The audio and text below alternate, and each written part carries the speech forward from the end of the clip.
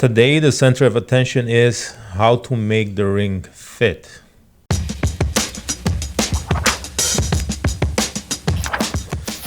Well, wedding rings have all kinds of stuff on them. Wedding rings? Yeah. They're symbols, but they're beaten up. I unfortunately don't wear mine.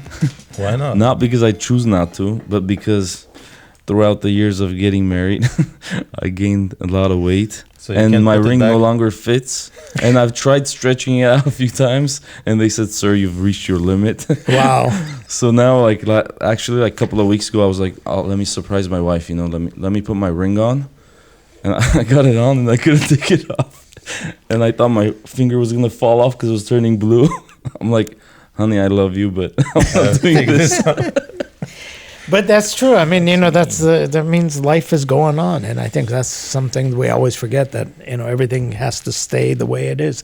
It doesn't. The same thing with our church. It's like when we talk about our church, it's like life has gone on. You can't keep the church back in, Like Third second century. fourth It has to Fourth century. adapt to some limits. Yeah, it has to adapt, and there's certain times where it gets a little fatter, it gets a little thinner, but the essence is it's your autumn. It's Yeah. like, But and the church is church. Isn't that the beauty of the Armenian church? I feel like it stayed so true to its core, but also, especially nowadays, especially the diocese, it's trying to walk with the times. Exactly. The content it creates, at least, or the ecumenical, meetings and the connection ways between. to reach out. Yeah. I mean, when you look at what's happened over just the last 2 years, since COVID, I mean, it seems like everybody's negative. We as a diocese, look at the programming that we've put together in the midst of all of this. Mm-hmm. And, sometimes people just forget that life has to adapt and work. I mean, if anybody, it's the church that's been there. We've been there through the worst.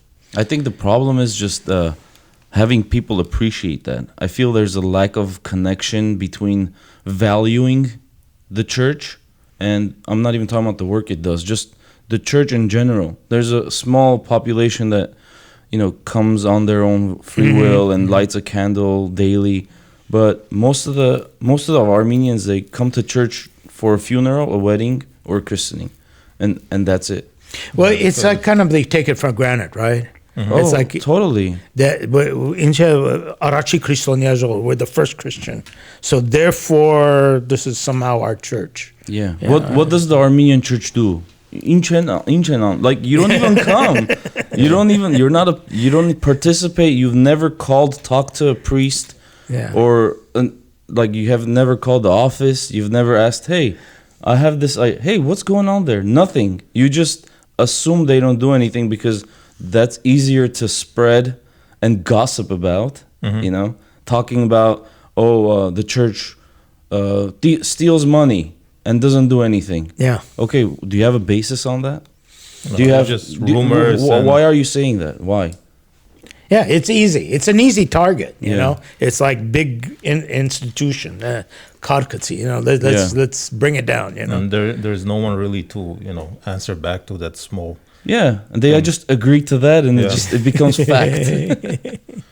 When you look at, I was thinking, beginning of this year, with all the deaths that were taking place, we, as priests, we were doing 4 to 5 funerals a week, each priest, right? Wow. And the numbers, and you say, okay, well, Taume, we got to do.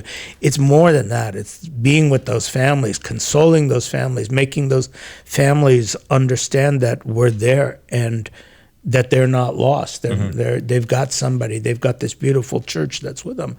That's it's getting the people. I'm thinking Armenian. I'm trying to find English words. Yeah. That's one of the problems of living in Glendale. It's like, for me, it's the opposite. but it's like mashagel. It's like you've got to cultivate that relationship with all of the people to understand that they're not alone. And it's been a horrible few years. And I think many people have stood back and said, oh, this is really bad. And it's the church that's been saying, okay, it is bad, but look at where we've been in the past. We've lived with Ottomanism, we've lived with genocide, we've lived with communism, and the church has always been with the people. So yeah, this is a bad streak we're going through right now, but no different You than can't all give of up. the other Yeah. garbage we've gone through. But you know? even that, I don't think people are still got that understanding what church really represents. It's everything like I'm talking about people here who's in the diaspora or the community in Los Angeles. It's very superficial, the understanding, like perception of the church, what church does, and what church represents. And it's just part of the ritual that we live through, like small rituals, as you said, weddings and stuff Yeah, like you're that. you're grown up with Yeah. it, so you just go because you're supposed to go, but Yeah. you don't go because you feel like it's very important. Right. And like very few instances, we work in the church here, and we'll see throughout the day people come, single people, they'll come and sit in some corner in the empty church, with their problems, and a lady would cry, or a guy, very, very disturbed about the problem he has in his life. And, they don't go and talk to the priest. They come and just sit there. I understand it's a prayer time, they have their probably relationship with God, but then there is also a person there who can help them out, give them a guidance or console them, or I don't know. So how do we, or how does a person or priest change that for the people to know that when they say, okay, what does a church do? Well, they've never been a part of a, Ted Hart, to see how he infiltrates families, like funerals, doing 5 funerals a day. That's nothing. That's a lot. First of all, for a human being, because a priest is a human being, that's very difficult. You live those emotions with every single family. And doing that every day, every week, every month, and then someone just says, oh, but what does a church even do? So that is like zero value. You're just supposed to do that, I mean, like you're a robot. Each but of you're those not. services are opportunities for us to evangelize. Sot Pazlan has made it very clear that you just don't go out there and do a service. It's Yeah. not. It's not about the wedding. It's about bringing that family together under Christ. Or the funeral is not about just putting somebody into the ground. I'm sorry for the crudeness of that, but it's about bringing Christ's presence, the healing power of Christ, and so each of those services are become mini churches in themselves, and Yeah, that's it's draining. I'm not like making a case like we're overworked. We are, but it's like you can't stand across from that and say, well, what does the church do? Yeah, but that's exactly what I'm trying to say. Like that doesn't mean anything. Like you doing service every Sunday, you doing baptizing children, wedding couples, funerals. None of that matters. Well, another thing is that it's not only the priest's or clergyman's obligation to do that work, whatever we're describing here. Yeah. Any layman has that obligation as well. I mean, whoever claims to be Christian and part of the church, participates every Sunday and other ministry things, we have obligation to do the things that the priest is doing, which is, as you said, to evangelize, to talk. Just imagine a small thing like family gathering, some event, a birthday or something, and then everyone supposedly is Christian, everyone is baptized, 20, 30 people, but one of those or a couple of those people are attending every Sunday, participating in church life. Just think about it. How many times people, when they come together, how many times do they talk about, not spiritual, I'm not saying like just religious stuff. Let's discuss, about this issue in Matthew, the book of Matthew. What does it say? I would say zero. Yeah, it never happens. It's just Because people don't live with that. Exactly. The church, they don't live with the church. They don't value the church. So those who are present at that gathering, the people who are attending the church, participating in the church life, they have obligation to bring this up, to talk about these things, you know, Yeah, to share that. Yeah, thing. that's a fantastic point. It's not, we always think about church and you look for somebody wearing black, the priest, and everybody's the church. Yeah. And taking on that. I always get a kick out of, we'll be like at a gathering. Oh, Derhide is here now. Now we can pray, so we can eat. Yeah. Why can't you pray? You know, what's the problem here? You know, like we're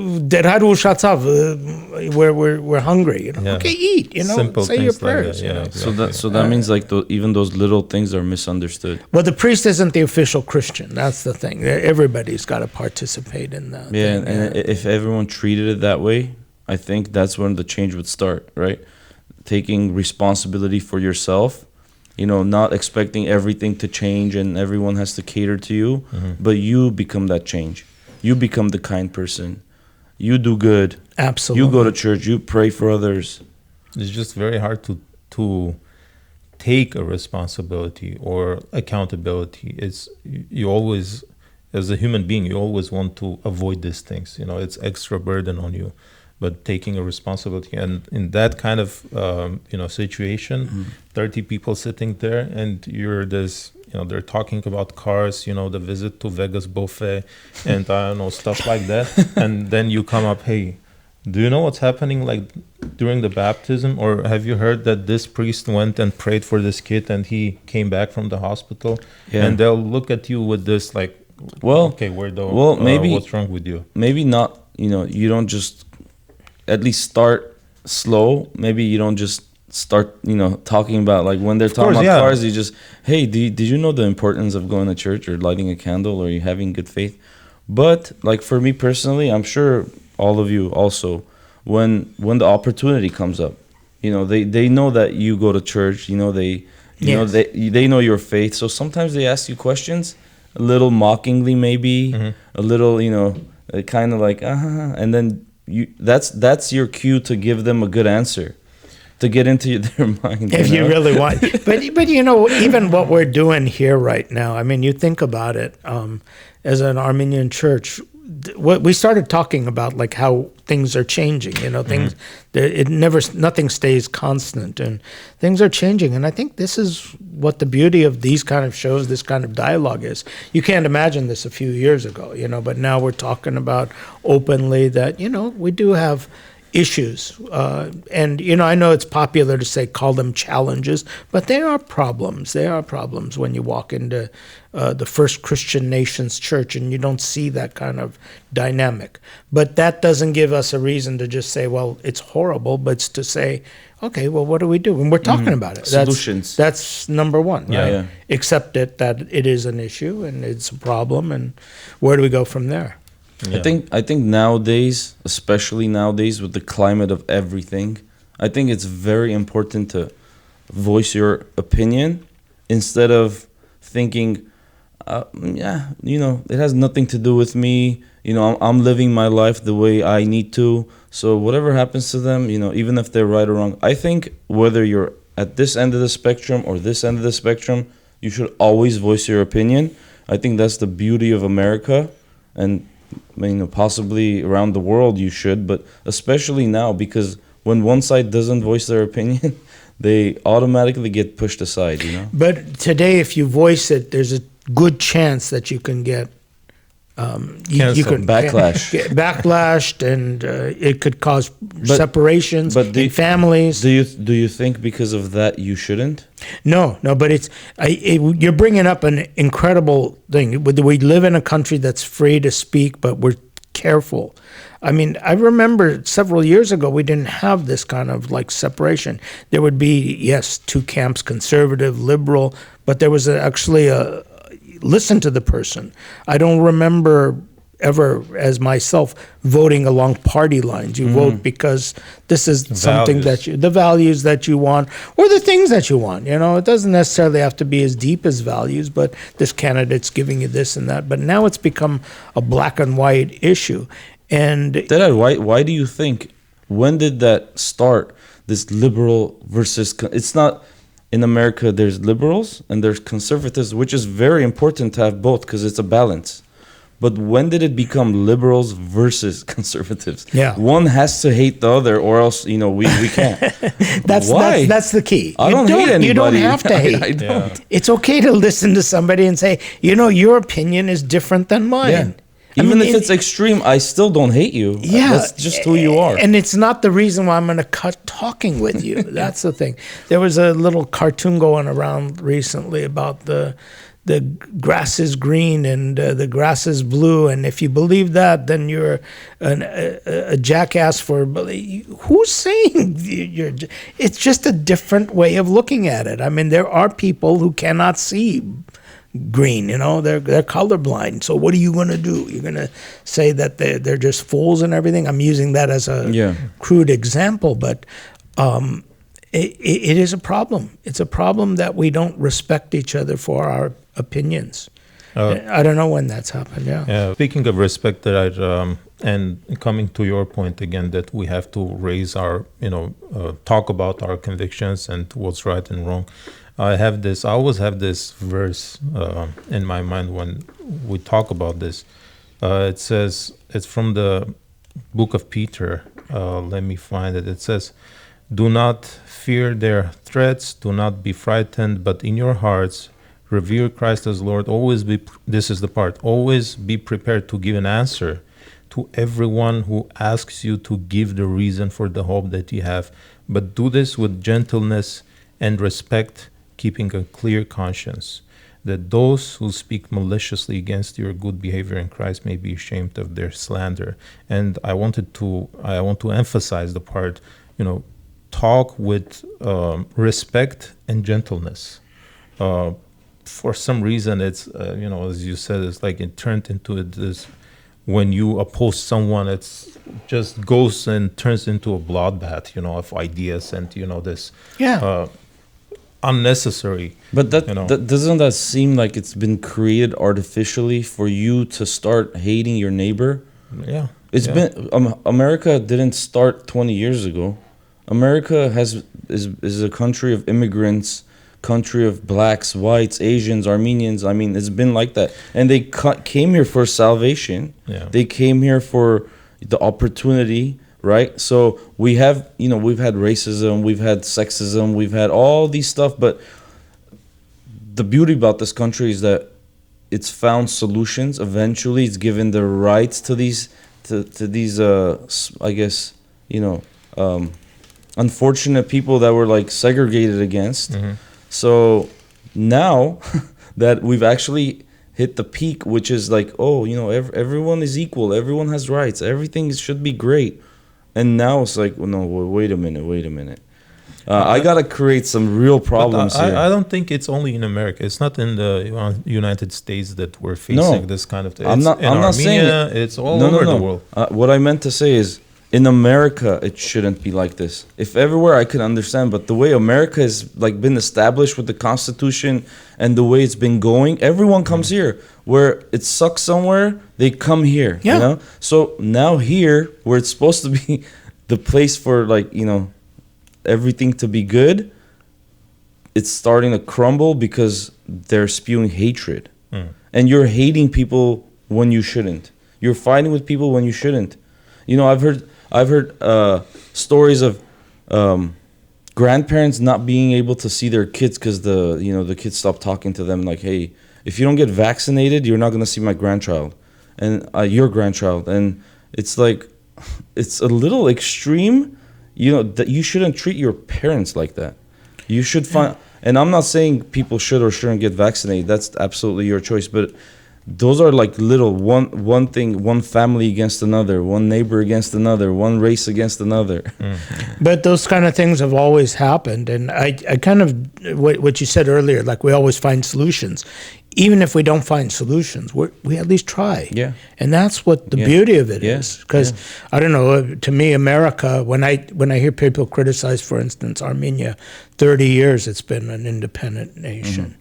America's 240 years independent nation. We still have problems. So it doesn't make it just because you're independent and you have there's going to be trouble. You look at America 30 years after the Declaration of Independence, there was slavery, there was hatred, there was killings, there was wars, assassinations.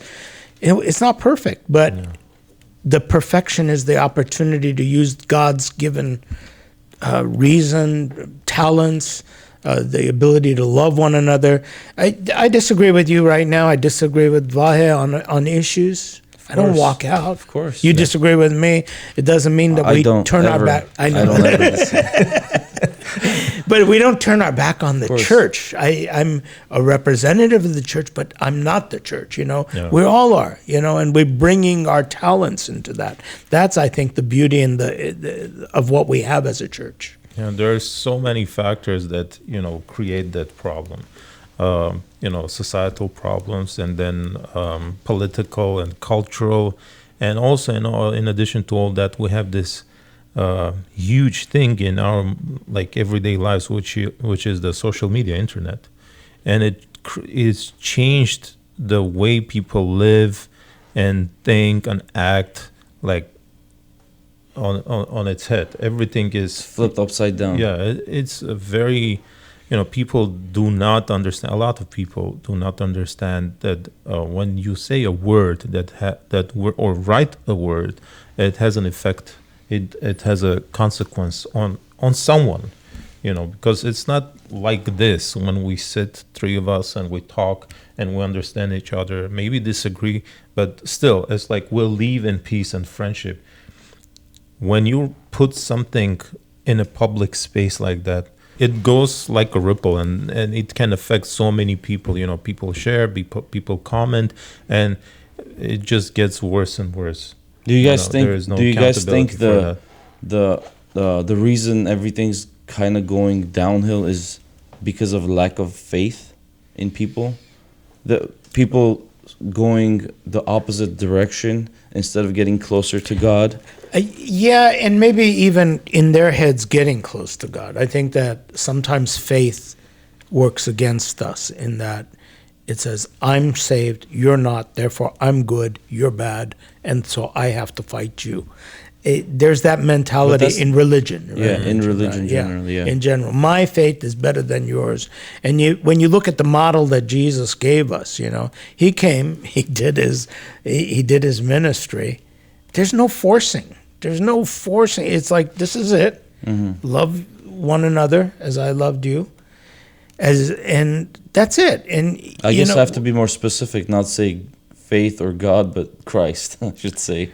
Because specifically for us, No, what I'm saying is sometimes now people will take that and say that, okay, I'm saved. You're not. Mm-hmm.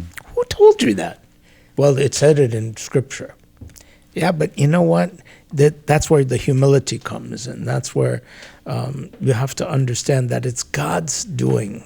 Whether you get saved or not, it's up to God. Mm-hmm. Right now, we have to get along with one another, and that's really one of the most important things that I focus in on is what was the mission that when Jesus came, what did the angels say? Peace on earth, goodwill towards one another. So when Jesus comes, how dare you? Yeah, that's it. We want peace and goodwill towards another. Yeah, that's it. Yeah. The trouble is that you may choose to live like that, and I would absolutely love to be in that stance, like spiritually in my religious life and moral life. But then there is a instance when they come and not only attack your values and the way of living and your understanding, but they want to force those things, the opposite things on you, and that's the problem. That's when you have to stand up to it. And a lot of people, they don't understand that. Again, coming to this verse, that you can do it with respect and gentleness. They choose not to. They don't know how to, and it turns into this violent, opposition. As you were describing. Like if one side is very aggressive, I'm gonna win no matter what. If I gotta burn your house down, I'm gonna do it. And then the other side is, we just gotta love each other. Just understand that those are not. One side's gonna lose. No, that's what happened last year, right? I mean, Yeah. we've got these horrible neighbors around us. Absolutely. And they come, and you cannot. Like, we want no trouble. Like, just yeah, leave you us can't alone. say leave Yeah. us alone, because at some point they're destroying They have a you. different mission. Their mission, their goal is total opposite of yours. Yours is peace, love, And that peace, love, if you look at it, will win out over time. It always has. And that's really, if you look at the 2,000-year history as a Christian people, that is really the one thing that has kept us going. We've never had military, we've never had big strategies and everything, but we have had this incredible faith. That's what we're losing right now. We've lost that. Basically, it's something that you wind up on Sundays and, like you said earlier. Is it because we're like outside of Armenia? Does Armenia still does Armenia still have like hope or hints of that faith and dedication and devotion? I can't be the judge of any else's faith, but if you look at it, I mean, are we really talking the mission? Are we really talking what are those values of love and peace and hope, that you can overcome evil with good? You look at what Gandhi, who wasn't even a Christian, and he takes the basic tenets of Christianity and he applies it to the Indian people, and now he changed this entire country. I mean, and here we are, the first Christian nation who have that apostolic tradition, and we're not applying that. We're still going back to, and we saw what happened last year. How many April 24th have we gone to where you've put the Armenians and the Jews next to each other, and we said, we're very much like these people and everything like that. And then last year we find out that they're selling weapons to the Turks. It's like What? a double slap on your face. Yeah, and because we put our hope on people. Same thing with the genocide thing. Oh, Obama didn't say it, Bush didn't say it, Reagan said it, now Biden said it. Yay! You don't Nothing need changed, nothing. You nothing, don't no. need that. Put your hope on God. Forget about these politicians. They're going to go the way that the wind is going. Dad, but what do you mean when you say put your hope Put on your God? faith. Put your faith in God. Yeah. In other words, the teachings of Christ that he taught us, that you can overcome evil with good. Look at what we do as Armenians during this next few months, especially. We're going to be doing toy drives. We're going to be doing feeding the homeless. Every month we have a group of people going out to the shelters, feeding the homeless. And it never fails. Somebody will come up and say, why are you doing this? You know what an opportunity that is? And that we take that opportunity. Because at one time we were homeless. At one time we were without food. And why were you without food? Oh, because the Turks did this. And so you get the message out without saying, we hate Turks. We're saying we love you. And we've changed the conversation. And I think Jesus does that beautifully throughout all Scripture. When you read his story, he's changed that conversation. People come up to him with one story, and he says, why are you talking about that? He says, love one another. Remember when they come up, what's the greatest commandment? They thought he's going to say, do not murder. No, just love. So you're saying persistent kindness. Well, it's will having win. a plan, the church's plan. If you read the Vartabeds, if you read the stories of the church, listen to the hymns, it's all about this positive direction. I mean, think about that. You walk into a church on Sunday morning, and the one message that you hear constantly, the priest turning around, Chautun Amenesun, Yeah, peace to all. Have you ever thought about, this is the group of people that have never known peace? Yeah. And yet, why does the priest say, well, take advantage of that and say, why is he saying that? There must be something that I'm not getting. And that, I think, is the responsibility of us, the church, to convey that message out to the people. And on a personal level too, as not just as a nation or as a community here, on a personal level too, and I'll be witness of that. Sometimes you're having this turbulent days in your life that you just want peace. Like you want to sit, just put everything aside and just be peaceful inside. I'm sure De-stress. every single person goes through that. They're having their troubles, a parent maybe is in the hospital, or the kid or the son is having, or himself at work, he's going through troubles.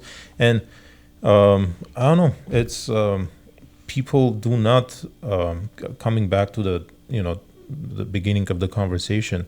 It's very superficial, the understanding and perception of the church. And not only the church, the religion, the Christianity. We're claiming to be Christian. That's what I ask my Sunday school kids every time. Are you a Christian? Yeah. You claim to be Christian? Yes. Okay.